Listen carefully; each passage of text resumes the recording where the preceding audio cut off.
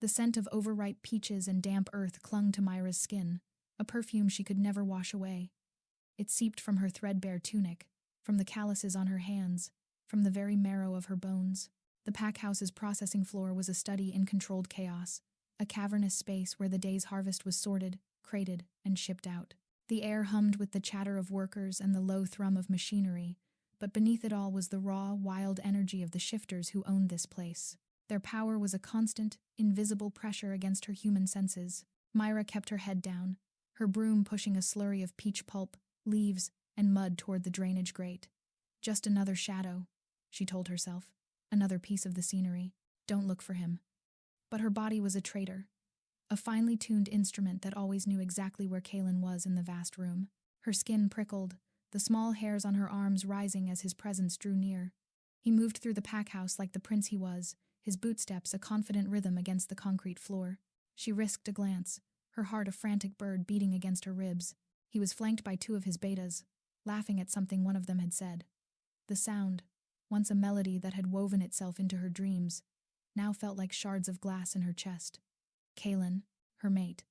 The bond had snapped into place during the last full moon, a searing, silent lightning strike that had left her breathless and utterly certain. He, the future alpha of the Silvermane pack, and she, the human cleaner he never saw. He had felt it too. She was sure of it. For one breathtaking moment, his golden eyes had locked with hers across the bonfire, wide with shock. Then, his lip had curled in dismissal, and he had looked away, and he had never looked back. Careful, human, you're creating a mud slick. Wouldn't want you to slip.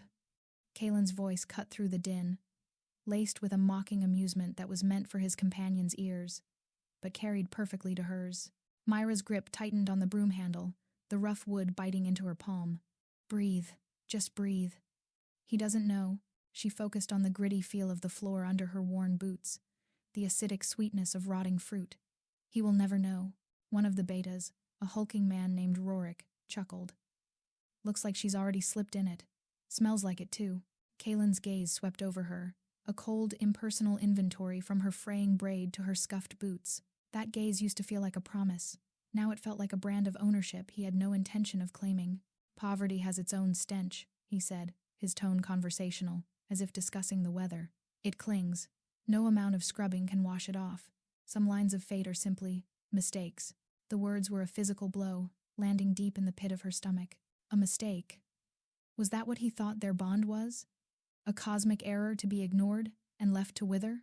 Fury, hot and sharp, rose in her throat, but she choked it down. She had survived worse than the casual cruelty of a spoiled shifter. She had survived the streets of the city, the gnawing hunger, the cold that stole the feeling from your fingers and toes. She had built a fortune from that nothingness, in the shadows, under a name that wasn't her own. 3 times, she thought, her knuckles white. 3 times, you arrogant pup, my money has saved this pack from ruin. You breathe this air because I allow it. But she said nothing. She simply bent her head and swept, the bristles of the broom scraping a harsh rhythm against the concrete. The predator in him would see any reaction as a challenge, as prey flinching under its gaze. And she was prey here, in this world of teeth and claws and primal power. For now, Kaelen and his betas moved on, their laughter fading into the industrial hum. The tension bled from Myra's shoulders, leaving a hollow ache. She finished her section and moved toward the storage alcove to fetch fresh cleaning rags, seeking a moment of solitude in the dim, cramped space. The alcove was cooler, smelling of bleach and damp stone. She leaned her forehead against a shelf, closing her eyes, allowing the mask to slip for just a second. The resilience she wore like armor felt thin, frayed at the edges by his constant, careless barbs. A mistake. The words echoed. A low, deep growl rumbled through the small space, a sound so visceral it vibrated in her teeth. Myra froze. Every instinct screamed at her to run, to hide, to make herself small. This wasn't Kaelen's polished arrogance. This was something else. Something older, wilder, and infinitely more dangerous. She turned slowly. He stood in the entrance, blocking the light, a silhouette of immense power. He wasn't one of Kaelen's set. He was taller, broader, his shoulders straining the seams of his simple, dark tunic. He didn't move, but his presence filled the alcove, sucking the air from it. This was no posturing prince. This was a hunter, His eyes glowed in the shadows, not the gold of the Silvermane wolves, but a pale, piercing silver, like moonlight on a frozen lake.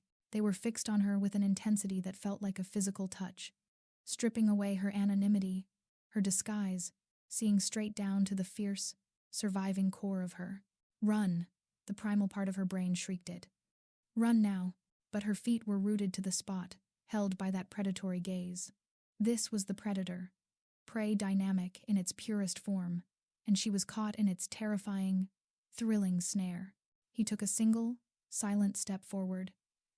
The air shifted, carrying his scent to her cold night air, pine, and the sharp, clean aroma of untouched snow. It was the complete antithesis of the cloying, peach-scented warmth of the pack house. He didn't speak. He just looked. His gaze traveled over her face, down the line of her throat, pausing at the frantic pulse hammering there, then back to her eyes. It was an assessment, a claiming, a question. Myra's breath hitched. Her heart wasn't just beating fast. It was pounding a frantic, wild rhythm that echoed in her ears. This was different. This was nothing like the bond with Kaelen. That had been a silent, shocking declaration. This was a slow, gathering storm. This was a challenge. His lips parted slightly, and she saw the faint glint of a canine. A low, almost inaudible sound escaped him. Not a growl this time, but something closer to a hum of recognition. Who was he? What did he want? Before she could form the thought, a voice echoed from the main floor. "Myra, stop dawdling. The Alpha wants the west corridor spotless before the council arrives." The spell shattered. The massive shifter's eyes narrowed, the silver light in them banked to a simmer. He held her gaze for a heartbeat longer, a silent promise of a conversation unfinished. Then he melted back into the shadows of the corridor and was gone. Myra stood alone, the echo of his growl still humming in her bones, the scent of winter clinging to the air. The hollowness Kaelen had left was gone, replaced by a buzzing, terrified exhilaration. She touched a hand to her throat, feeling the wild thrum of her pulse. Kaelen thought her poverty was a stain. He thought their bond was a mistake. But as she walked back into the peach-scented light, the memory of those silver eyes burning into her soul, a new, dangerous thought took root. The real mistake was his. The summons came at dusk. A sharp, impersonal command from the house steward. The Alpha's personal quarters on the top floor needed an emergency cleanse before the pack council convened. A guest had spilled wine, the story went. Myra knew the subtext. It was a power play, a subtle reminder from Kaelen of her place. "You are worthy only to clean up my messes." She climbed the grand, spiraling staircase, her cleaning bucket a heavy, clanking counterpoint to the silence. This part of the pack house was a different world. The air smelled of polished wood, expensive wax, and the faint, musky scent of dominant wolves. Trophies of hunts and battles lined the walls, and the rushes underfoot were fresh and sweet. Her worn boots were an obscenity here. The door to Kaelen's receiving room was ajar. She pushed it open, the scent of spiced wine and sex hitting her like a physical wall. "Don't look. Just do the job. Get out." But her eyes, traitors again, scanned the room. It was a scene of decadent ruin. Silken cushions were strewn across the floor. A crystal decanter lay on its side, a dark red stain spreading like a wound across a priceless woven rug. And in the center of the large, fur-draped bed was Kaelen. He was shirtless, his torso a landscape of hard muscle and old scars, gleaming in the firelight, and curled against his side, her head on his chest and a sheet artfully draped over her hips, was Lyra, daughter of a wealthy neighboring pack. Her long, silver-blonde hair fanned out like a banner of ownership. Lyra's eyes, the color of summer sky, fluttered open and landed on Myra. A slow, viciously sweet smile curved her lips. "Oh, the help is here." Kaelen didn't even look at Myra. His hand stroked Lyra's hair, a possessive, lazy gesture. "Ignore it. It's just the cleaner." The word was a shard of ice plunged directly into her heart. The mate bond, that fragile, frayed thread inside her, didn't just strain. It screamed in agony. A white-hot pain, sharp and cleansing, lanced through her chest. This was not a surprise. She had known, intellectually, that he would take others, but seeing it, smelling it, the intimate musk of their coupling was a violation of her very soul. Myra forced her feet to move. She walked to the stained rug, her movements stiff, and knelt. The rough texture of the weave scraped her knees. She focused on the stain, on the sharp, alcoholic tang of the wine, on the methodical process of soaking it up. Breathe, in, out, you are stone, you are ice, you know. Kaelen, Lyra's voice was a purr, meant to carry. I think the little human has a crush on you. She's always watching you with those big, sad eyes. Kaelen finally deigned to glance over. His golden eyes were heavy-lidded, sated. They swept over Myra's kneeling form with utter indifference. Don't be absurd, Lyra. She's a stray. They're all like that, desperate for a kind word. They see a strong male and their simple little minds invent fantasies. He leaned down, nuzzling Lyra's neck. You can't expect them to understand the complexities of a true bond. A true bond. The words were the final twist of the knife. The pain crested, and then something miraculous happened. It broke. It didn't fade or lessen. It shattered. Like a pane of glass struck by a stone, the fragile, hopeful part of her that had clung to the impossible fantasy of him, of them, simply exploded into a million useless pieces. What was left in its wake was not hurt, but a vast, echoing calm. An absolute, unshakable certainty. He is nothing. The thought was a revelation, so profound it stole her breath. The bond was still there, a dull, severed nerve, but it no longer had any power over her. He had rejected her, and in this moment, witnessing his cruel, shallow performance, she accepted that rejection. No, she embraced it. It was the greatest gift he could have ever given her. She lifted her head and met Lyra's triumphant gaze. Then, slowly, she turned her eyes to Kaelen.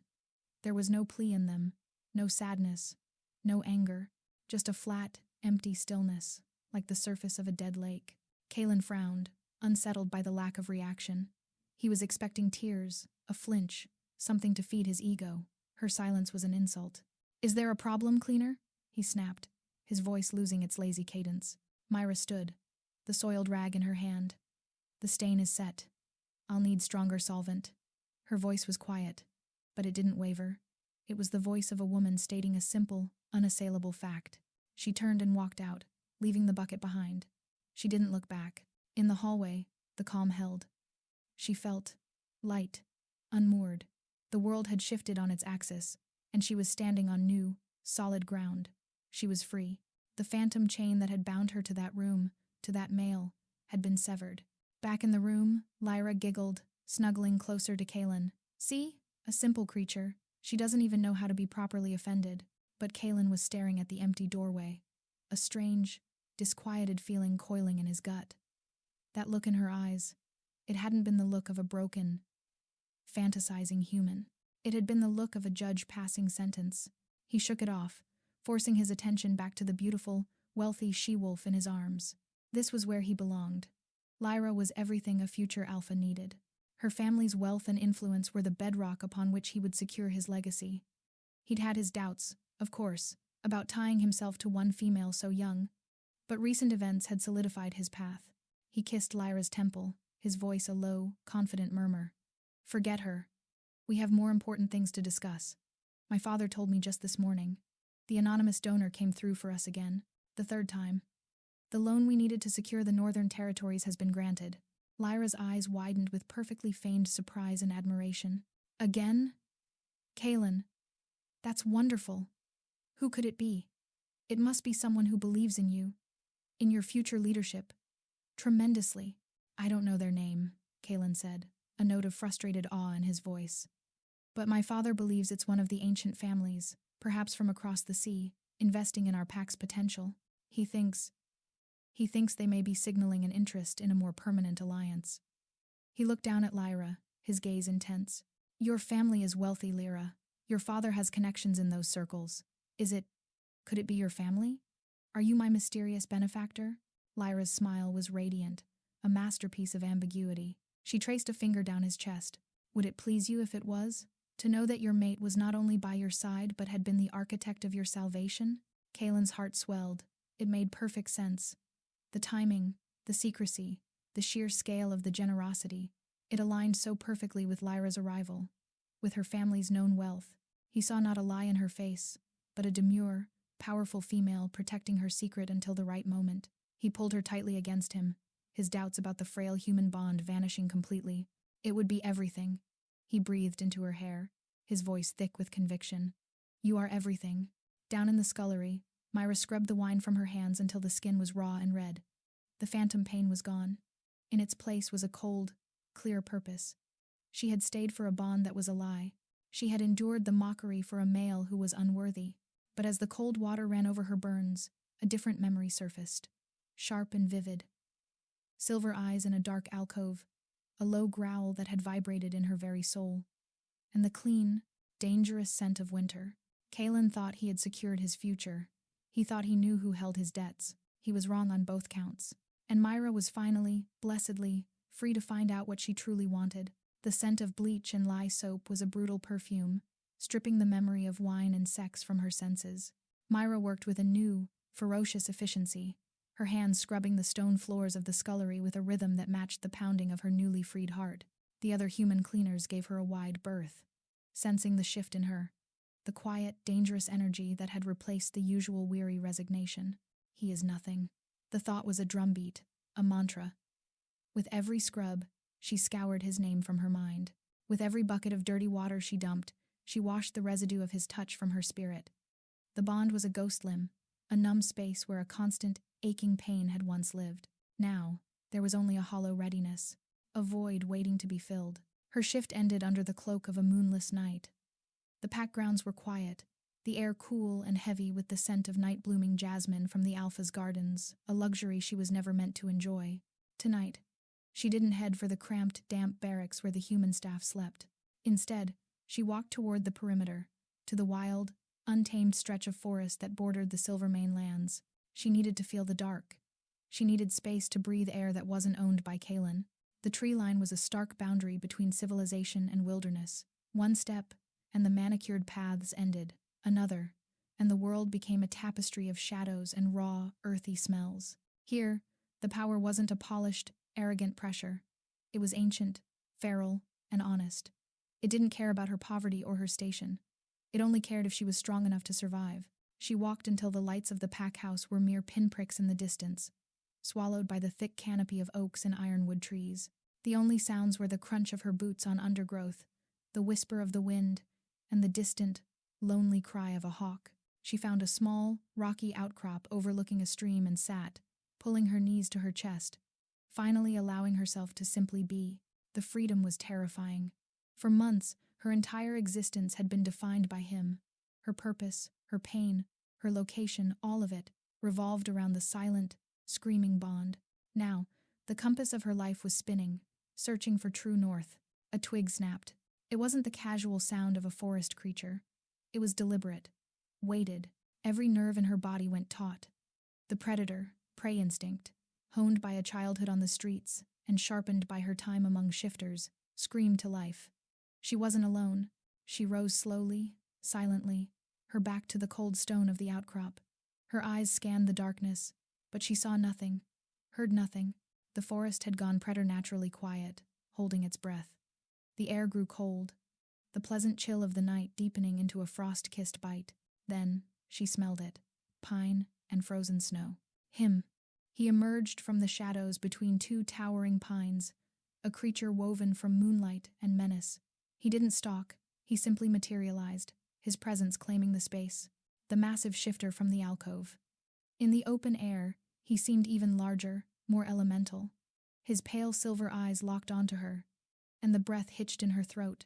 This was not Kaelen's casual, dismissive gaze. This was a focus so absolute it felt like a physical touch. A brand, little human. His voice was a low rumble, like stones grinding deep underground. The woods are no place for you after dark. Myra's heart hammered against her ribs, a frantic, wild rhythm. Run, run, run. But her feet were rooted. This was different from the fear Kaelen inspired. This was a thrilling, terrifying magnetism, the prey recognizing its predator, and in that recognition, feeling a strange, dark thrill. "I'm not afraid of the dark," she said, her voice steadier than she felt. A ghost of a smile touched his lips, a fleeting, dangerous thing. "You should be." He took a step closer, and the distance between them, which had felt safe, suddenly felt intimate, charged. The things that hunt in the dark are not like the posturing wolves in their gilded den. He knew. He knew she was connected to the pack house. He'd been watching her, "What do you want?" she asked, her chin lifting in a defiance that was pure instinct. He stopped an arm's length away. He was so close she could feel the heat radiating from his body, a stark contrast to the winter scent that clung to him. His gaze traveled over her face, lingering on her mouth, then dropping to the pulse hammering at the base of her throat. "You," he said, the word simple, stark, and utterly devastating. "The scent of you is a thorn in my side, a puzzle. You smell of sweat and sorrow and cheap soap, but underneath," he inhaled deeply, his silver eyes flaring with a faint inner light. "Underneath, you smell of steel and fire, of secrets. It irritates me." Her face flushed. Irritates him? She was a puzzle to be solved, an irritation to be removed. The old shame, the one Kaelen had cultivated, threatened to rise, but she shoved it down. This male was not mocking her poverty. He was stating a fact. He was curious. "Then perhaps you should leave," she retorted, a spark of her old fire igniting. "And take your irritation with you." His smile returned, wider this time, revealing the sharp white line of his teeth. "No." In a movement too fast for her human eyes to follow, his hand shot out, but he didn't grab her. His fingers stopped a hair's breadth from her cheek, close enough that she felt the static charge of his power, the chill that emanated from his skin. She stood frozen, caught in the snare of his will. "Who are you?" he murmured, his voice a hypnotic caress. "Why does a human with the heart of a queen scrub floors and endure the insults of a boy who is not fit to lick your boots?" The question, so perceptive, so close to the truth of her hidden life, shattered her composure. How could he see that? How could he possibly know? She took a stumbling step back, breaking the intense contact. "You don't know anything about me. I know you are a liar," he said, his voice dropping, becoming lethally soft. "The scent of deception is all over you. It's in the way you hold your shoulders, in the way you lower your eyes. You play at being a mouse, but your spirit has claws." He tilted his head, a predator studying his quarry. "I want to see them." Panic and a strange, wild exhilaration warred within her. He saw too much. He was a danger she couldn't calculate, a variable that had exploded into her carefully controlled world. She had to get away. "I have to go," she whispered, turning to flee. His voice stopped her, a whip crack of command in the silent forest. "Run, then." She glanced back at him. He hadn't moved, but his posture had changed. He was a hunter poised for the chase, his silver eyes gleaming with primal promise. "Run back to your kennel, little queen," he purred. "But know this, the hunt has begun, and I always catch what is mine." Terror, pure and undiluted, flooded her veins. She turned and ran, not with grace, but with the desperate, pounding flight of prey. Branches snagged her clothes, roots tried to trip her, but she didn't stop. She could feel his gaze on her back, a tangible weight, until she burst from the tree line and the safety the prison of the pack grounds enveloped her. She leaned against the cold stone of the outer wall, chest heaving, her body trembling not just with fear, but with a shocking, undeniable thrill. Back in the forest, the massive shifter stood still, a statue in the moonlight. He brought his fingers to his nose, inhaling the faint, fading trace of her scent: steel, fire, and secrets. A slow, possessive smile spread across his face. He had found what he was looking for. Myra ran until the stitch in her side was a white-hot knife, and the thunder of her own heart deafened her to all else. She stumbled to a halt deep within the forest, bracing her hands on her knees, gulping down the cold night air. He had let her run. The knowledge was as humiliating as it was terrifying. He had allowed this pathetic, frantic flight, a predator indulging his prey before the true chase began. "The hunt has begun, and I always catch what is mine." The words echoed, a dark promise that coiled low in her belly. A shadow detached itself from the trunk of an ancient oak, not 10 feet away. He moved with a silence that was utterly unnatural, a ripple of contained power through the sleeping forest. He hadn't pursued, he had simply arrived. Myra jerked upright, a gasp caught in her throat. She was cornered, the rocky outcrop at her back. "You run with fear," he observed, his voice that low, grinding stone rumble, "but not with surrender. Interesting." He closed the distance between them, not with a rush, but with a slow, deliberate stalk that made her feel every inch of the ground, he claimed. "Your heart hammers. I can smell the adrenaline on your skin. It's intoxicating." He was so close now she could see the flecks of pure white in his silver eyes, like chips of ice in a frozen lake. The winter scent of him washed over her, clean and brutal, erasing the last traces of peach and perfume. Her back pressed against the cold, rough stone. There was nowhere to go. "Leave me alone," she breathed, the command lacking any force. A slow, dangerous smile touched his lips. "No." His hand came up, not to strike, but to hover beside her face. The heat of him was a palpable force field against the night's chill. Myra's breath hitched, her entire world narrowing to the space where his skin almost met hers.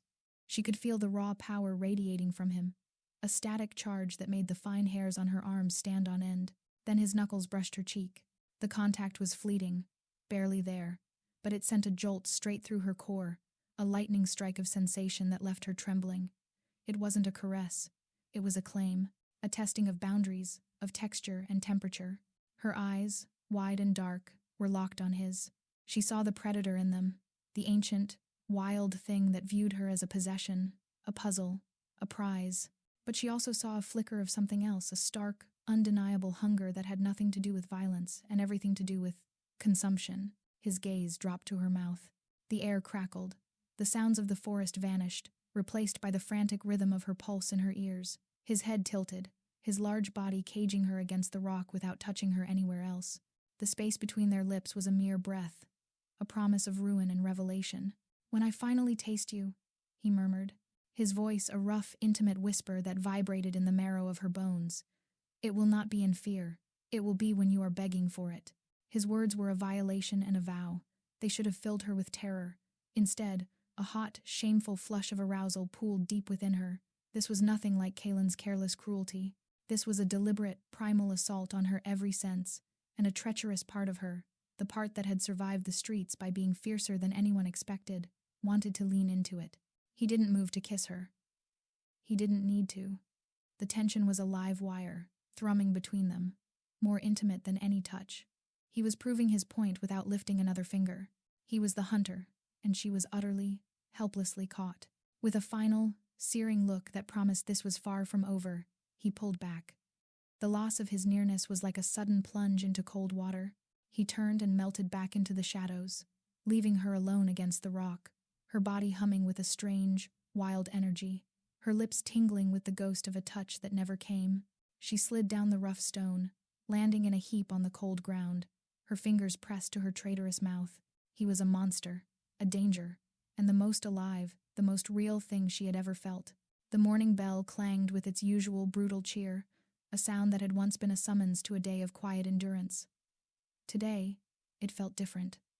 Today, the air in Myra's lungs felt new. The ghost limb of the bond was a numb scar, and the memory of silver eyes and a voice like grinding stone was a secret fire she carried within her. She had been seen, not as a cleaner, not as a stray, but as a creature of steel and fire. The predator in the woods had given her a dangerous gift, a glimpse of her own strength. She worked her usual shift on the processing floor, the rhythmic sweep of her broom, a meditation. She avoided looking for Kaelen, the compulsion finally, blessedly gone. Her thoughts were of winter and pine, of a challenge that made her feel terrifyingly, exhilaratingly alive. It was Rorik, Kaelen's beta, who shattered the fragile peace. He strode onto the floor, his presence a wave of aggressive dominance that silenced the low chatter. His eyes, hard and contemptuous, scanned the workers before landing on her. "You. The Alpha wants to see you. In the Great Hall. Now." A cold dread, entirely separate from the dead bond, trickled down her spine. The Great Hall was for pack announcements, for judgments, not for cleaners. Murmurs rippled through the shifters around her. Lyra, who had appeared at Rorik's side, offered a smile as sharp and sweet as poisoned honey. "This is a trap," Myra thought, her stomach clenching. But her feet moved anyway. What choice did she have? The Great Hall was the heart of the Silvermane pack, a vast space, with a vaulted timber ceiling, and banners depicting their history. A crowd had gathered warriors, elders, high-ranking members of the pack. They lined the walls, their combined energy a heavy, suffocating blanket. At the far end, on a raised dais, sat Alpha Thorin, Kaelen's father, a grizzled wolf with eyes that had seen too much war. And standing beside him, radiating smug authority, was Kaelen. Myra walked the long central aisle, her worn boots silent on the rushes. Every eye was on her. She felt their gazes like physical weights, pity, curiosity, and most of all, disdain. She was a stain on their polished floor, an oddity being presented for their amusement. She stopped before the dais, keeping her spine straight, her head level. She would not bow. Alpha Thorin's gaze was weary. Myra, my son has brought a concern to this council. Kaelen stepped forward, his golden eyes blazing with performative outrage. Father, packmates. For months, this human has been a disruption. She stares. She lingers where she does not belong. She has spread a vile, ridiculous rumor among the lower staff. He paused, letting the tension build, his voice dripping with scorn. She has been claiming that the mate bond has snapped for her. For me, a wave of disbelieving laughter and angry mutters swept through the hall. Lyra, standing near the front, made a show of looking heartbroken, her hand fluttering to her chest. It is an insult to our traditions, an insult to our alpha line, Kaelen continued, his voice rising. To think that a human, a penniless cleaner, could believe herself worthy of a bond with a future alpha? It is a fantasy of a diseased mind, and her persistence is an embarrassment to this pack. The words were meant to flay her alive, to shatter whatever was left of her spirit. They were a public execution of the hope she had once clung to. But as she stood there, surrounded by their jeering faces, she didn't feel shattered. She felt clean. The last vestiges of the pain, the shame, burned away in the furnace of his public cruelty. Kaelen wasn't finished. He strode down from the dais until he was looming over her, using his heightened power to intimidate. Look at her. She smells of dirt and labor. She has nothing. She is nothing. And she dares to aspire to my side? He laughed, a cold, ugly sound. Do you have anything to say for yourself, cleaner? Any last delusion to spout before you are cast out? The hall fell silent, waiting for her tears, her pleas. Myra lifted her chin. Her heart was a steady, cold drum in her chest. She looked not at the alpha, not at the mocking crowd, but directly into Kaelen's eyes. The only delusion, her voice rang out, clear and sharp as broken glass in the stunned silence, was ever thinking you were worthy of it. Kaelen's smug expression faltered. You are a vain, shallow boy playing at being a leader, she continued, the words pouring out of her, fueled by months of silent suffering. You mock my poverty while my gold has saved this pack from the gutter you would have led it into. You see strength in wealth and bloodline, but you are weak. You are a coward, who cannot even feel the truth when it is screaming in his own soul. She took a step forward, and to her satisfaction, he took an involuntary step back. The bond was a mistake, she declared, her voice echoing to the rafters. Not because I am human, but because you are not enough of a male to deserve it. So hear this, Kaelen of the Silvermane pack. I reject you. I sever this tie. You are nothing to me. A collective gasp sucked the air from the room. A human, rejecting a shifter, rejecting their future alpha. It was unheard of. It was blasphemy. Kaelen's face contorted, first with shock, then with incandescent rage. The public humiliation, the reversal of his narrative, was a blow his pride could not absorb. The mate bond, that numb, dead thing, gave one final, violent spasm, and then vanished. Not frayed, not withered, but severed, erased. By her will alone, you dare, he snarled, his human form seeming to ripple with the beast beneath the skin. She has profaned the sacred bond, Lyra shrieked, pointing a trembling finger. She must be punished. Alpha Thorin rose, his face a mask of grim necessity. The law was clear. For a human to falsely claim, and then publicly reject, a mate bond with a shifter of the ruling line was a direct challenge to their power. It could not be tolerated. The human, Myra, is found guilty of insubordination and profaning pack law. The alpha's voice boomed, full of reluctant finality. The sentence is 20 lashes. Carry it out. Rorik grinned, pulling a coiled whip from his belt. 2 other betas moved to grab her. This was it. This was the price of her freedom. Pain. A public stripping of her flesh to match the stripping of her spirit. Myra didn't struggle as the betas forced her to her knees and tore the back of her tunic, exposing her skin to the cold air of the hall. She closed her eyes, retreating inward, to the memory of winter and silver eyes. I am steel, she thought. I am fire. The first crack of the whip was a line of pure, white-hot agony across her shoulders. She bit her lip until she tasted blood, refusing to cry out. The second lash came, and a gasp was torn from her. The crowd watched, a mix of horror and grim satisfaction on their faces. I will not break, I will not. The third lash never landed.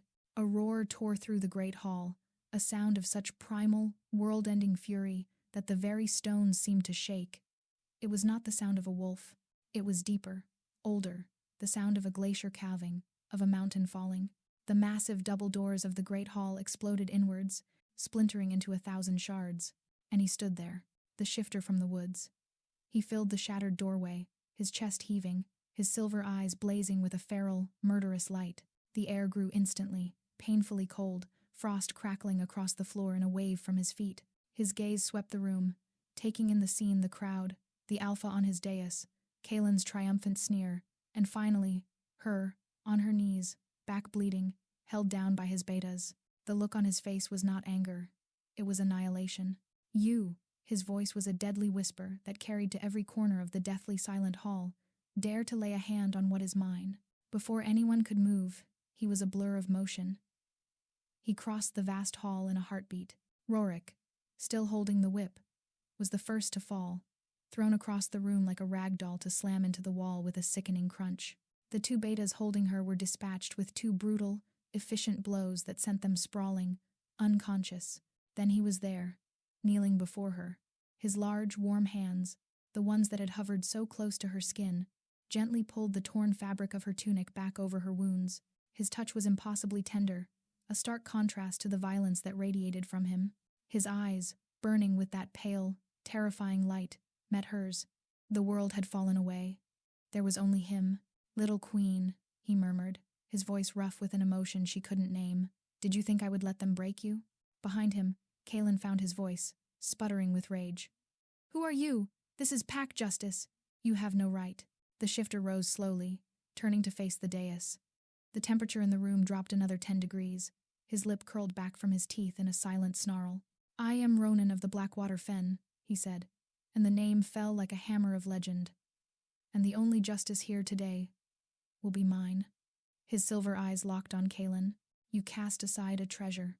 You whipped a queen. For that there is no forgiveness." He looked back at Myra, his gaze searing into her soul. The hunt is over. The world had narrowed to the space between his silver eyes, the searing pain in her back, the stunned silence of the hall, the shattered doors letting in the cold morning light. It all faded into a distant hum. Ronan of the Blackwater Fen. The name meant nothing to her, but the way the blood drained from Alpha Thorin's face told her it meant everything. Ronan didn't wait for a response. In one fluid, powerful motion, he scooped her into his arms.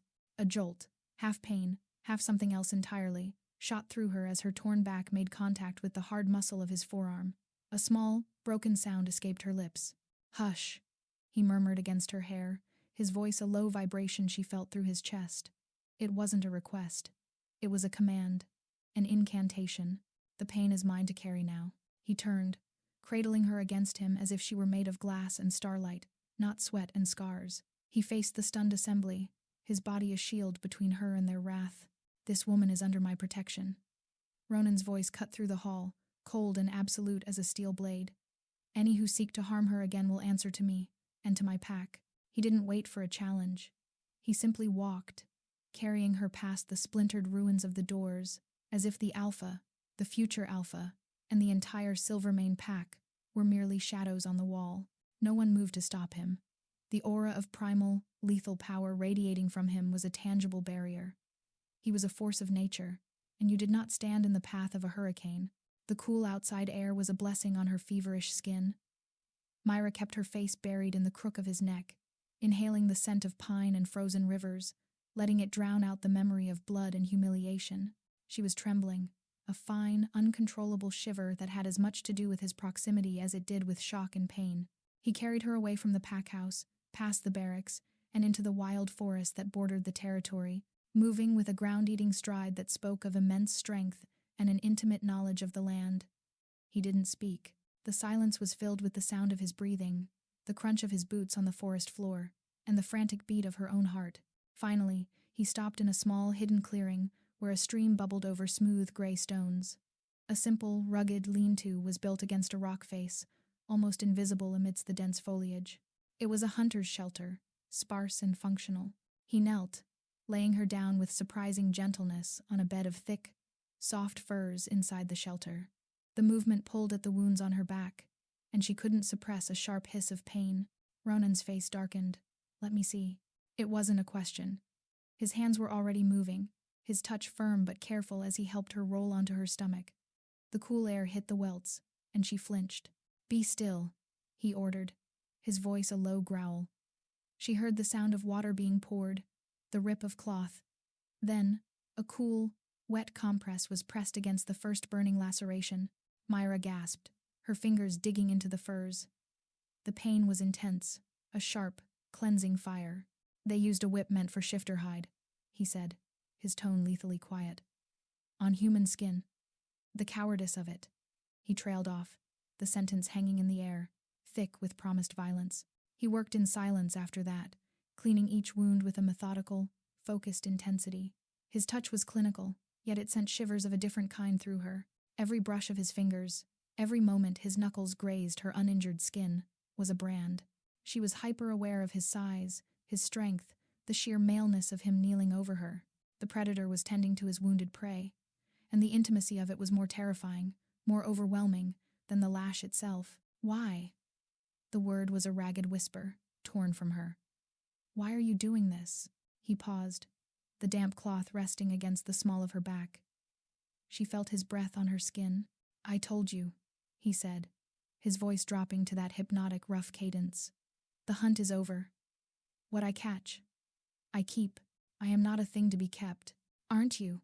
He resumed his work, his touch somehow softer now. "You have the soul of a queen, yet you kneel like a slave. You have the fire of a warrior, yet you let them beat you. You are a riddle, Myra, and I have never been able to resist a riddle." He finished cleaning the wounds and she heard him rummaging in a pouch. A moment later, a cool, herbal-smelling salve was smoothed over the welts. The relief was immediate, a numbing chill that soothed the burning agony. "This will draw out the poison and speed the healing." "You will scar," he stated, matter-of-factly. "But scars are a map of survival. They are not a mark of shame." Tears, the ones she had refused to shed in the great hall, now pricked hotly at her eyes. She blinked them away, furious with herself. He moved around to crouch in front of her, his silver eyes capturing hers. He reached out, his fingers, still cool from the salve, brushing a stray strand of hair from her damp cheek. The contact was electric. "You declared your freedom today," he said, his gaze intense. "That took a courage most of his pack will never know. But freedom is not free, little queen. It must be taken, held, defended." His thumb stroked her cheekbone once, a possessive, unsettling caress. "Are you ready to fight for it?" Before she could answer, a chorus of howls erupted in the distance. Not the organized calls of the Silvermane hunters. These were different, deeper, wilder, laced with a chilling, aquatic resonance. Ronan's head snapped up, a slow, predatory smile gracing his lips.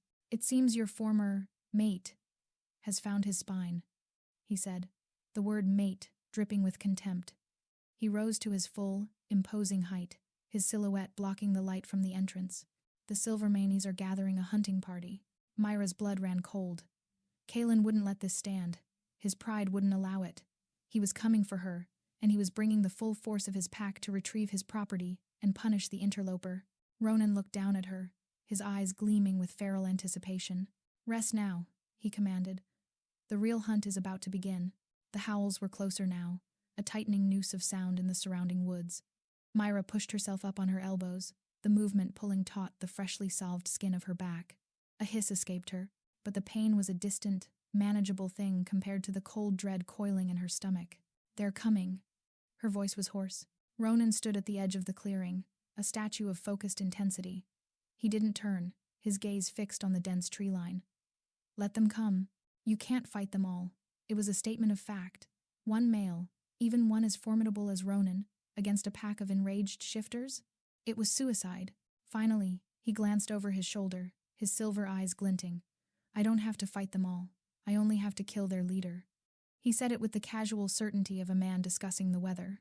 A pack without a head is just a mob of frightened animals. The brutality of the statement should have horrified her. But after the public flogging, after Kaelen's smug cruelty, a dark, vengeful part of her soul whispered its approval. Let him. But the practical survivor in her, the woman who had built an empire from nothing, knew it wasn't that simple. "And if you fail?" They'll kill you, and they'll make my punishment before seem like a kindness." He turned fully then, crossing the clearing in 2 long strides to loom over her. The air crackled with his proximity, the scent of winter and wildness making her head spin. "Do you have so little faith in your champion?" "You are not my champion," she retorted, her chin lifting. "You're a stranger who collects puzzles. I am not a cause for you to adopt." A slow, dangerous smile touched his lips. "Aren't you?" He knelt, bringing his face level with hers. His gaze was a physical weight, pinning her in place. "You declared yourself free. You spat in the eye of a prince. That act called to me across the territories. It was a beacon." He leaned in, his voice dropping to a whisper that feathered against her lips. "Your fire called my storm, little queen. You don't get to dismiss the thunder now that it has answered." Her breath caught. His words were a madness, a fantasy spun from moonlight and menace. But in the heart of that madness, she felt a terrifying, thrilling truth. He saw not a victim, but an equal in spirit. A queen, he kept calling her. If only he knew how close to the truth he was. The first of the hunters broke through the tree line. It was Rorik, his face a mask of fury, one arm hanging at an odd angle from his encounter with the wall. Behind him, a dozen other Silvermane warriors fanned out, their eyes glowing gold, low growls rumbling in their chests. "Give us the human, Blackwater," Rorik snarled, spitting the name like a curse, "and we might let you crawl back to your frozen swamp." Ronan rose slowly, a predator uncoiling. He didn't even look at Rorik. His attention was fixed on the space behind the beta, where Kaelen emerged. He was in his hybrid form, a terrifying fusion of man and wolf, standing over 7 feet tall, muscles bulging, claws extended. His golden eyes burned with pure, undiluted hatred. "The human is mine by pack law." Kaelen's voice was a guttural growl. "Her punishment is not complete, and you, interloper, will die for your insolence." Ronan let out a soft, chilling laugh. "Your law." He took a single step forward, and the Silvermane hunters, despite their numbers, instinctively took a step back. "Your law is as weak as your leadership. You offer this female nothing but chains and lashes. I offer her a throne." Kaelen's lip curled, revealing elongated canines. "A throne? In a fen? She is a cleaner. She belongs on her knees. She kneels for no one."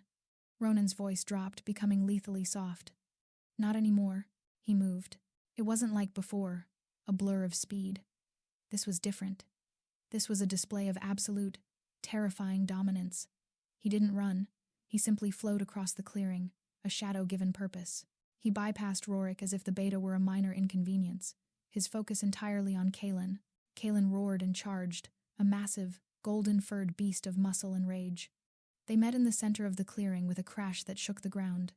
It was not a fight of technique or finesse. It was a raw, primal contest of power. And Kaelen was losing. Ronan moved with an economy of motion that was terrifying to watch. He didn't block Kaelen's wild, slashing attacks. He redirected them, using the younger male's momentum against him. He was a rock in a river, unmoved by the frantic current breaking against him. A powerful swipe of Kaelen's claws was caught in Ronan's hand, and with a sickening crunch of bone, he forced Kaelen to his knees. Myra watched, her hand pressed to her mouth, her heart a frantic drum against her ribs. This was not the posturing, arrogant male she had known. This was Kaelen, the future alpha, being broken before his own pack. Ronan leaned down, his mouth near Kaelen's ear, his voice a private, carrying whisper. "You see, boy? This is what true power feels like. It is not given by a bloodline. It is taken." He shoved Kaelen face first into the dirt. "And you have none." He placed a booted foot on the back of Kaelen's neck, pinning him. He looked up, his silver eyes scanning the circle of stunned hunters. Who is next? No one moved. The air was thick with the scent of their fear. It was then that Alpha Thorin arrived, his face ashen, followed by his personal guard. He took in the scene, his son humiliated in the dirt, the Blackwater Fen Alpha standing victorious over him, the human girl watching from the shelter with eyes that held no fear, only a cold, clear light. "Ronan of Blackwater," Thorin's voice was heavy, defeated. "Take your prize and go. There has been enough bloodshed." Ronan removed his foot from Kaelen's neck. "She was never your prize to give, Thorin. She gave herself." He turned and walked back toward the lean-to, his gaze finding Myra's. He extended a hand, not in request, but in expectation. It was crusted with dirt and a smear of Kaelen's blood. The entire forest held its breath. The Silvermane pack, broken and humiliated. Kaelen, struggling to rise, his spirit shattered. Alpha Thorin, his authority in tatters. And her. Myra looked at Ronan's outstretched hand. She looked at the felled prince, at the pack that had scorned her. She thought of the fortune she had hidden, the power she wielded in the shadows. She could walk away from all of it. She could return to her life of anonymous wealth, far from shifters and their brutal politics. But then she looked into Ronan's eyes, that frozen silver promising not a gilded cage, but a wild, uncharted territory. A throne, he had said. She placed her hand in his. His fingers closed around hers, warm and strong and certain. He pulled her to her feet, tucking her against his side, a living shield against the world. The terms are these, Ronan announced, his voice ringing with finality. The human, Myra, is now under the protection of the Blackwater Fen.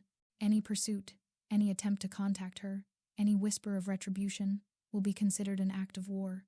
And I promise you, his gaze swept over them, leaving no one untouched by its chill. The Fen does not lose its wars. Without another word, he turned, leading her away from the clearing, away from the Silvermane pack, and into the deep, waiting woods. As they disappeared into the shadows, Myra took one last look over her shoulder. She saw Kaelen finally stagger to his feet, his eyes meeting hers across the distance. They were not filled with rage anymore, but with a dawning, horrified realization. He had lost. Not just the fight, not just his pride. He had lost her. And as Ronan's grip tightened on her hand, guiding her deeper into his territory, she knew with a certainty that shook her to her core. Kaelen's loss was just the beginning. The world beyond the Silvermane border was a different kind of wild. It wasn't the managed, prosperous woodland of Kaelen's lands, but a vast, untamed expanse of pines and soggy ground that gave way underfoot. The air grew heavy with the scent of damp earth, decaying leaves, and stagnant water. This was the edge of the Blackwater Fen. Ronan moved through it like he was part of the landscape, his steps sure and silent. He hadn't spoken since their departure, his focus on the path ahead and the woman whose hand was still enveloped in his. Myra's mind raced, a whirlwind of pain, adrenaline, and the shocking finality of her choice. She had walked away from everything, her job, her cover, the pathetic shred of a life she'd built to be near Kaelen. Where are you taking me? Her voice was rough, scraped raw by unshed tears and the aftermath of screaming in silence. To a place you can heal, he said, his voice a low rumble that didn't disturb the swamp's hush. And then, you will tell me why a woman with the spirit of a caged thunderstorm was scrubbing floors. Her blood ran cold. He was too perceptive. The salve on her back was a cooling balm, but his words were a fresh kind of fire. He would not be satisfied with half-truths. He would dig and pry until he uncovered every secret, including the vast fortune she kept hidden under layers of false identities. The fortune that had, ironically, propped up the pack that had just whipped her. I have resources, she said carefully, testing the waters. Not far from here. A place I go. My family's old cabin. It wasn't a lie. The small, forgotten hunting lodge nestled in the neutral territories had been her first major purchase, a quiet, secure base for her operations. A place to be, Myra. Not the cleaner, not the anonymous donor, just herself. Ronan stopped, turning to look at her. His silver eyes seemed to see right through the layers of deception. You wish to go there. Now? I need my own things, my own space, just for a night. She needed a fortress, a familiar place to bind her wounds and fortify her mind before stepping into the unknown of the Blackwater Fen and the relentless scrutiny of this male. He was silent for a long moment, his gaze assessing. He was a predator, and predators did not like letting potential prey out of their sight. But he also seemed to understand the need for a den. Where? He finally asked. She gave him directions, vague but true enough to lead them there. He grunted in acknowledgement, changing their course without another word. It was a concession, and she knew it came with a price. His trust, once given, would demand absolute transparency in return. The cabin was exactly as she'd left it, small, sturdy, and hidden in a copse of weeping willows near a slow-moving creek. It was sparsely furnished, but everything in it was of the highest quality soft wool blankets. A well-stocked cold pantry, a writing desk of polished mahogany, the home of someone with simple tastes and considerable means. Ronan did a quick, efficient circuit of the perimeter, his senses flaring as he checked for threats. He paused at the door, a massive silhouette against the fading twilight, I will be outside. You don't have to. I do, he interrupted, his tone leaving no room for argument. The Silvermanes are licking their wounds, but a wounded animal is often the most dangerous. Sleep. I will keep watch. He closed the door, leaving her alone in the profound silence. The familiarity of the space washed over her, a balm to her shattered nerves. She lit a lamp, its warm glow pushing back the shadows. In a small chest at the foot of the bed, she found clean clothes, salves more potent than the one Ronan had used, and a small, locked strongbox. She didn't open it, just knowing it was there, knowing the power it represented, was enough. She tended to her wounds in front of the small fire she built, wincing as she reapplied the salve. The welts were angry and red, but the deep, throbbing agony had subsided to a sharp, persistent ache. The physical pain was manageable. It was the emotional whiplash that left her reeling. In the span of a single day, she had been publicly humiliated, flogged, rescued by a mythical predator, and had willingly walked away with him into the wilderness. Her thoughts were a storm, and at the eye of that storm was Ronan. His hands, so brutal in a fight, so gentle on her skin. His voice, a promise of violence and protection all at once. A shiver that had nothing to do with the cold traced its way down her spine. Back in the opulent silence of his chambers in the Silvermane pack house, Kaelen stared into the dying embers of his fireplace. The scent of his own failure was a bitter taste in his mouth, dirt, blood, and the chilling scent of the fen. Ronan's hands on him, the crack of his own bones, the look in Myra's eyes as she'd placed her hand in the interloper's. Not gratitude, not relief, acceptance. As if Ronan were her due. A low, guttural sound of pure rage tore from his throat. He backhanded a crystal decanter from a side table, sending it shattering against the far wall, liquor spraying like blood. The door opened softly. Lyra slipped inside, her face a perfect mask of sympathetic concern. She said nothing, simply gliding across the room to him. She knelt before where he was slumped in a high-backed chair, her hands coming to rest on his thighs. "My poor, strong Kaelen," she murmured, her voice a soothing melody. "To be attacked so foully in your own home. By that monster." He didn't respond, his jaw clenched so tight it ached. The humiliation was a live wire under his skin. "He stole nothing that was truly yours," Lyra continued, her hands sliding up his legs. "A piece of human trash. She was never worthy of you. You have me." Her eyes, wide and blue, looked up at him with feigned adoration. "Your true mate, the one who has always stood by you, the one who has saved you." Her words were a balm, the narrative he desperately needed to believe. Yes, Lyra was his future. Myra was a mistake, a delusion, now rightfully discarded. Lyra's fingers worked at the fastenings of his trousers. "Let me comfort you, my alpha.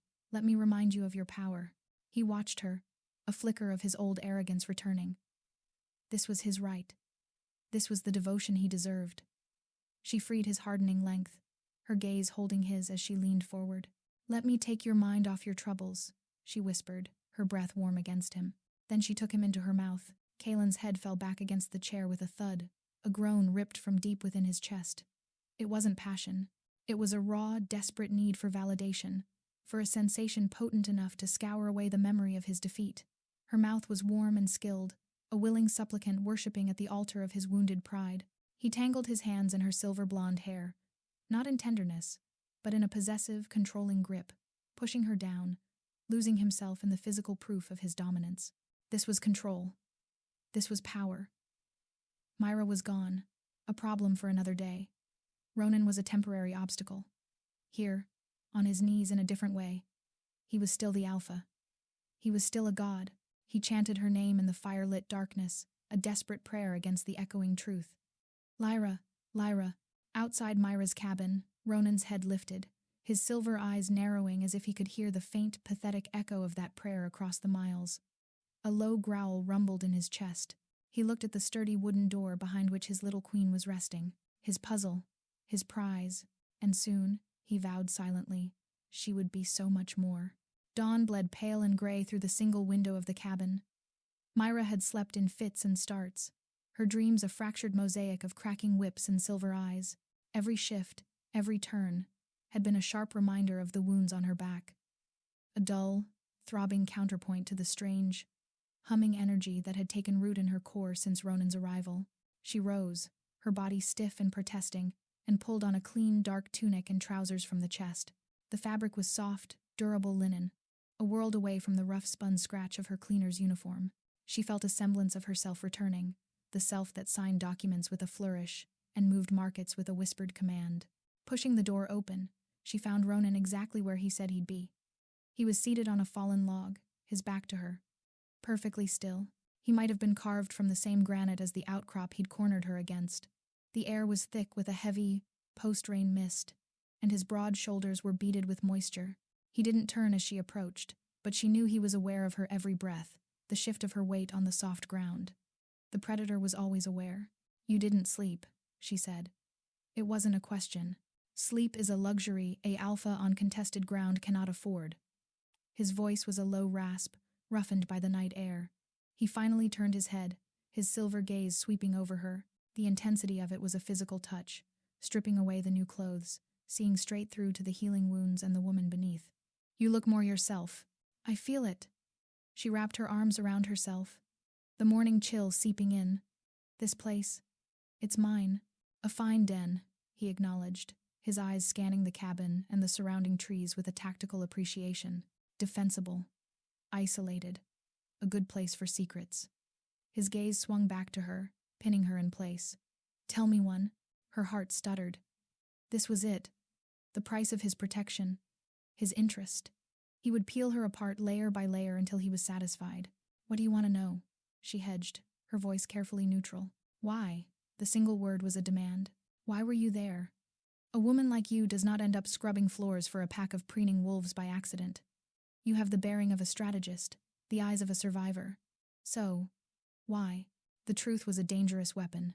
It could send him away in disgust at her deception, or it could bind him to her more completely than any mate bond ever could. She weighed the risk, the memory of Kaelen's sneering face tilting the scales. She took a deep breath, the damp air filling her lungs. "The mate bond," she began, the words tasting like ash. When it snapped, it was like a compass pointing true north. I was drawn. I had to be near him. It was an insanity. She met his gaze, refusing to flinch from the stark truth of her own foolishness. So I took the only job I could get that would let me be close. I became a ghost in his house, hoping. I don't know what I was hoping for. Acknowledgement, I suppose, that the bond was real. Ronan's expression was unreadable, a mask of stone. "You debased yourself for a male who would not even look at you." Yes. The admission was a humiliation, but it was also a purging. "I did. I thought the bond was everything. I thought it was fate." A low, derisive sound rumbled in his chest. Fate is a story the weak tell themselves to excuse their inaction. The strong make their fate. He stood, unfolding to his full, intimidating height, and took a step toward her. The space between them crackled. "You are not weak. So there is more to this story. What aren't you telling me, little queen?" He was too close. The scent of him, pine and cold night, was everywhere. Her pulse kicked into a frantic rhythm. The predator, prey dance beginning anew. She could lie. She could concoct a story about a lost inheritance, a family debt. But looking into those ancient, knowing silver eyes, she knew a lie would be instantly detected, and worse, it would be an insult. "I have money," she said, the words blunt and simple. "A great deal of it." His eyes narrowed, a flicker of genuine surprise in their depths. It was the first crack she'd seen in his implacable facade. "Go on." "I made it myself. In the human cities. Trade, investments. It doesn't matter how." She lifted her chin, a spark of her old fire returning. "The Silvermane pack. They've been on the brink of financial collapse for years. Bad investments, poor management, Kaelen's excesses." Understanding dawned in Ronan's eyes, followed by a slow, spreading amusement that was more terrifying than any anger. "You!" "Me," she confirmed, a bitter, triumphant smile touching her lips. "The anonymous donor. The mysterious benefactor who saved them from bankruptcy. 3 times. I funneled my gold into his pack, while he mocked the poverty on my sleeves." The silence that fell between them was profound, broken only by the drip of water from the pine needles. Ronan stared at her, and then he did something she never would have expected. He laughed. It wasn't a gentle sound. It was a deep, rolling boom of pure, unadulterated delight that echoed through the quiet woods. It was the sound of a king discovering a priceless treasure hidden in plain sight. By the old gods, he breathed, shaking his head, his eyes alight with a fierce, approving gleam. The irony is so beautiful it is brutal. He took the final step, closing the distance between them. He didn't touch her, but she felt surrounded by him, enveloped in his power and his approval. You financed your own humiliation. You paid for the whip that struck your back. Put that way, the absurd, tragic truth of it hit her fully. A shaky, slightly hysterical laugh bubbled up in her own throat. When you say it like that, I say it as it is, he said, his laughter fading, but the fierce light in his eyes remained. You are magnificent. A queen indeed, playing a deep, deep game. His gaze intensified, searching her face. And now the game has changed. What is your next move? It was the question she'd been asking herself all night. She looked up at him, at this primal, powerful male, who saw not a victim, but a player, a partner. I want to see it, she said, her voice steady now. Sure. I want to see the Fen. I want to see your throne. Ronan's smile was a slow, predatory slash of white. It was a smile of victory, of possession, of anticipation. Then come, he said. And this time, he did offer his hand, not an expectation, but an invitation, a king to a queen. Let me show you your new kingdom. The journey into the Blackwater Fen was a descent into another world. The air grew thick and heavy, the light filtering through the dense canopy in muted, green-tinged shafts. Giant cypress trees rose from the murky water, their gnarled roots like the knuckles of submerged giants. The ground became a treacherous mosaic of solid earth and sucking bog, but Ronan moved with an unerring instinct, guiding her along invisible paths. The silence was profound, broken only by the occasional plop of a frog, the cry of a strange, long-legged bird, and the squelch of their boots. Myra's senses were on high alert. This was his territory, and every shadow, every ripple in the tea-colored water, felt like an extension of him. It was wild, untamed, and brutally beautiful, a far cry from the manicured order of the Silvermane lands. This place didn't apologize for its nature, it simply was. It's formidable, she said, her voice hushed in the cathedral-like quiet. It weeds out the weak, Ronan replied, his voice a low hum that blended with the swamp's ambient sounds. He glanced back at her, his silver eyes assessing her reaction. It is a reflection of its alpha. After hours of walking, the landscape began to change. The trees thinned, revealing a vast, open expanse of waterlogged earth and channels. And in the center of it all, rising from the water on a foundation of massive, ancient pilings, was the Fen stronghold. It wasn't a castle of stone and gilt. It was a fortress of wood and woven reed, a sprawling, organic structure that seemed to have grown from the swamp itself. Watchtowers made of lashed-together trunks soared into the misty air, connected by rope bridges. Lanterns, glowing with a soft, phosphorescent light, were hung at intervals, their reflections shimmering in the dark water below. It was functional, fierce, and utterly unique. As they approached a long, wooden causeway leading to the main gates, figures emerged from the shadows of the stronghold. Dozens of them, shifters of the Blackwater Fen. They were a different breed from the Silvermanes.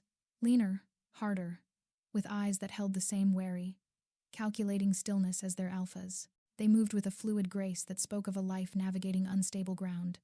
Their gazes, sharp and curious, fixed on Ronan, and then, with palpable shock, on her.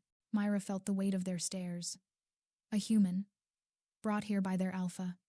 Her back, though hidden by her tunic, seemed to burn under their collective scrutiny. She kept her head high, her posture straight, ignoring the thrum of pain. She would not show weakness here. A massive shifter with a scar bisecting his eyebrow stepped forward. Ronan, you return with company. His voice was a gravelly baritone, his eyes flicking over Myra with open suspicion. Theron, Ronan acknowledged, his tone neutral but edged with authority.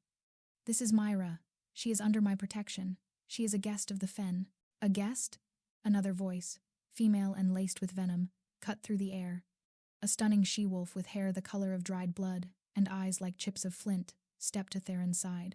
Her gaze raked over Myra from head to toe, lingering on her simple human clothes. She smells of Silvermane weakness and human fear. Why have you brought their cast-off trash into our home, Ronan? A ripple of agreement went through the gathered crowd. Myra's jaw tightened.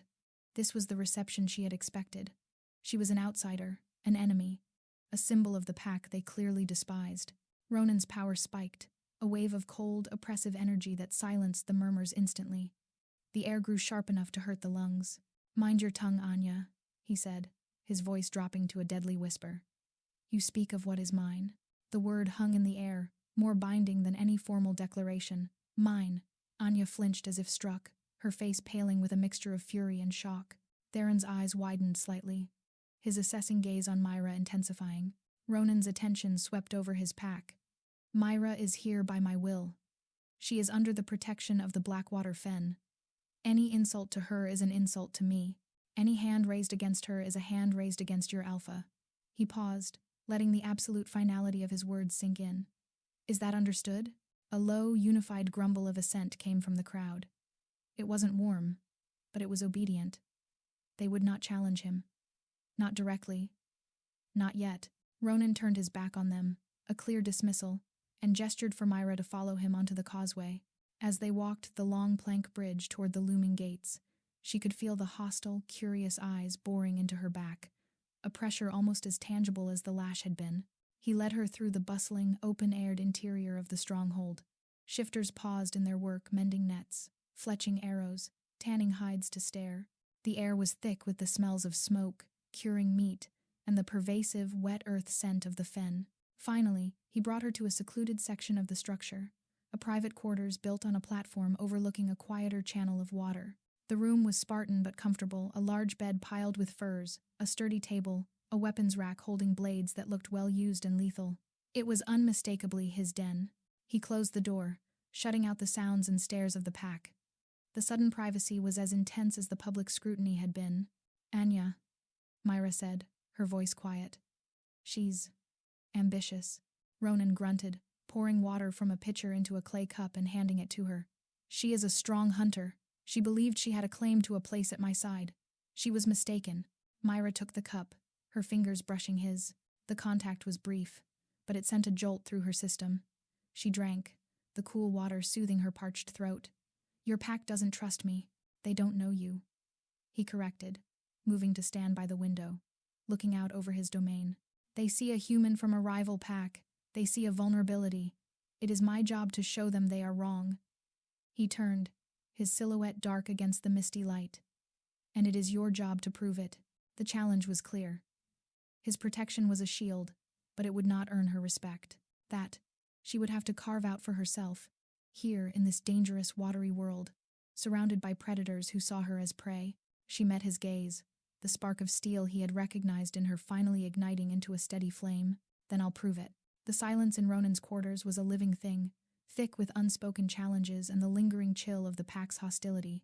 Myra placed the empty clay cup on the table, the sound unnaturally loud. Her back ached, a persistent, dull throb that was a constant reminder of the world she'd left behind, and the precariousness of her new one. Ronan watched her, a predator assessing the resilience of his latest acquisition. "Rest," he commanded, his voice leaving no room for argument. "The furs are clean. No one will disturb you." He turned toward the door. "I have a pack to manage. Their alpha returning with a Silvermane human in tow requires explanation." A sliver of alarm shot through her. "You're leaving me here alone?" His silver eyes glinted. "Are you afraid, little queen?" "I'm pragmatic," she countered, her chin lifting. "You just told a hall full of shifters that I'm your possession. And that one, Anya, looked like she'd rather skin me than share air with me. Leaving me alone in your den seems like leaving fresh meat in a kennel." A slow, appreciative smile touched his lips. "You see the board clearly. Good."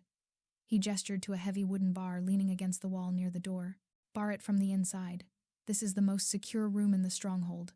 Only a fool would breach an alpha's den without invitation." His gaze hardened.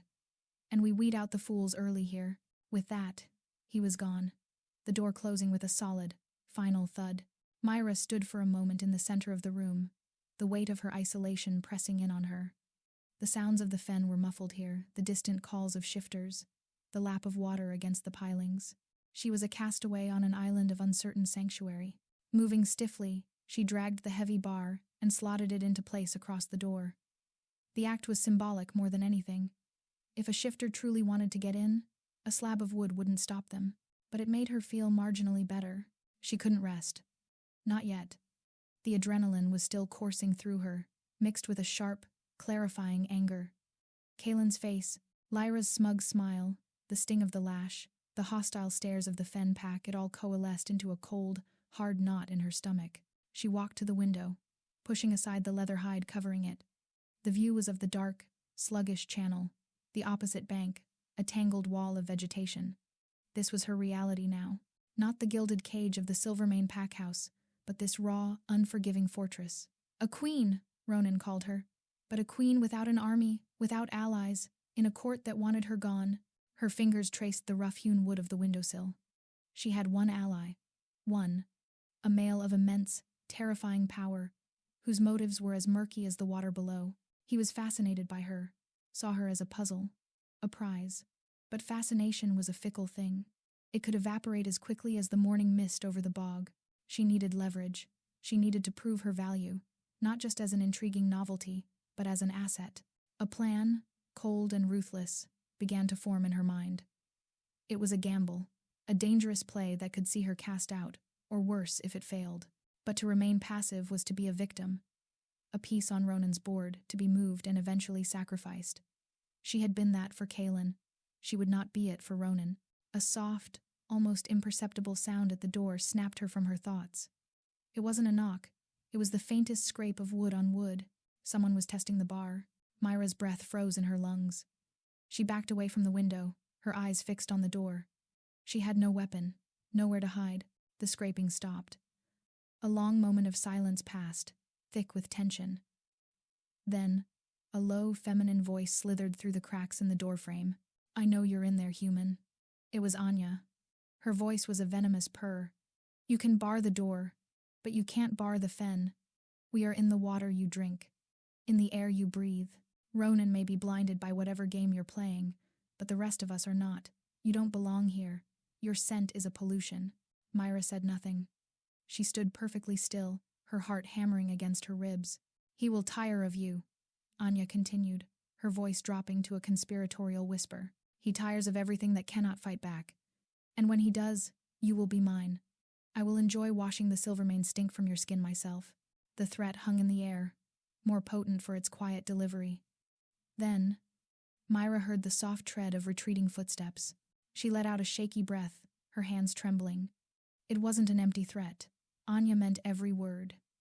This wasn't just about suspicion or loyalty to the pack. It was personal, a rivalry for the Alpha's attention. The encounter solidified her resolve. She could not be a passive guest, waiting for Ronan's protection to either solidify or vanish. She had to act. Hours later, the bar on the door lifted with a quiet thud. Ronan entered, his presence immediately filling the room. He smelled of the outside, of damp earth and cold wind. His eyes found her where she sat on the edge of the bed, having finally given in to exhaustion, though not to sleep. "The pack is settled," he said, his gaze sharp as it took in her tense posture. "For now."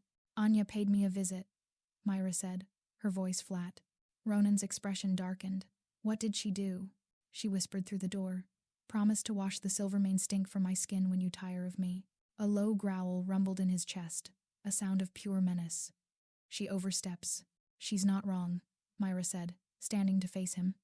The decision was made, the gamble was on. "You brought me here because I'm a puzzle. A queen, you say.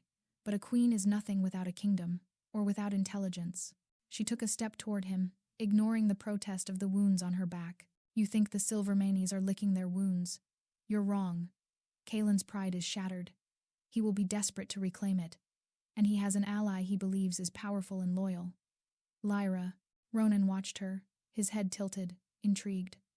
"The she-wolf he fucks. The she-wolf he believes is his anonymous benefactor," Myra corrected, a cold, sharp smile touching her lips. "He thinks her family's wealth has saved his pack. He is consolidating his power around that belief. But it's a lie. The money is mine. And I can prove it." She had his full, undivided attention now. The silver in his eyes was like shards of ice, focused and deadly. "What are you proposing?" he asked, his voice a soft, dangerous whisper. "I'm not proposing. I'm telling you," she said, the words leaving her lips with a calm finality that belied the frantic beating of her heart. "The Silvermane pack is financially vulnerable. Their stability is a house of cards, built on my gold. I can pull it out from under them. I can collapse their economy, cripple their ability to arm themselves, to feed their warriors. I can hand you their heads without you ever lifting a blade. She took the final step, stopping so close she could feel the heat of him, could see the faint pulse at the base of his throat. She was no longer prey. She was a player, laying her cards on the table. But I won't do it for nothing, Ronan. And I won't do it just to be your protected possession. She held his gaze, her own blazing with a fire he had kindled. You want a queen? Then you will have to treat me as one. Not as a guest, not as a prize, as an ally. The silence in the room was absolute. The challenge hung between them, more intimate and more dangerous than any physical confrontation. She had just declared war on her old life and demanded a throne in her new one, all in a single breath. Ronan's eyes searched hers, and for the first time, she saw not just a predator, but a strategist, an alpha weighing the value of a devastating new weapon. A slow, ruthless smile spread across his face. Well, he murmured, the sound vibrating with a dark, thrilling promise. It seems the hunt is not over after all. It has just taken a far more interesting turn.